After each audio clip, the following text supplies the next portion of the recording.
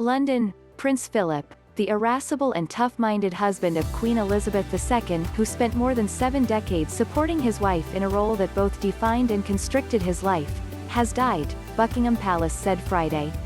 He was 99. His life spanned nearly a century of European history, starting with his birth as a member of the Greek royal family and ending as Britain's longest-serving consort during a turbulent reign in which the thousand-year-old monarchy was forced to reinvent itself for the 21st century. He was known for his occasionally racist and sexist remarks, and for gamely fulfilling more than 20,000 royal engagements to boost British interests at home and abroad.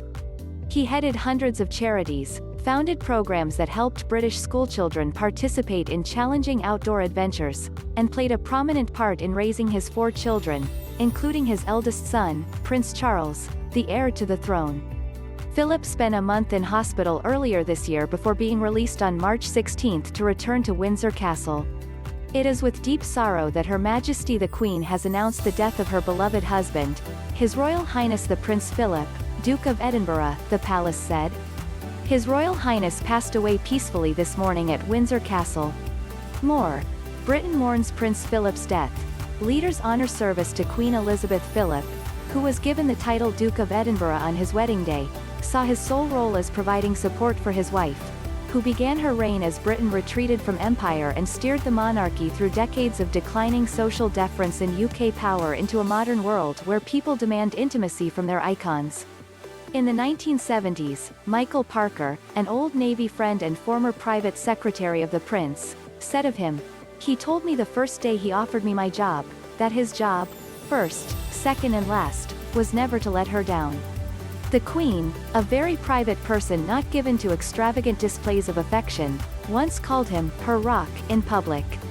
In private, Philip called his wife Lilibet, but he referred to her in conversation with others as the Queen.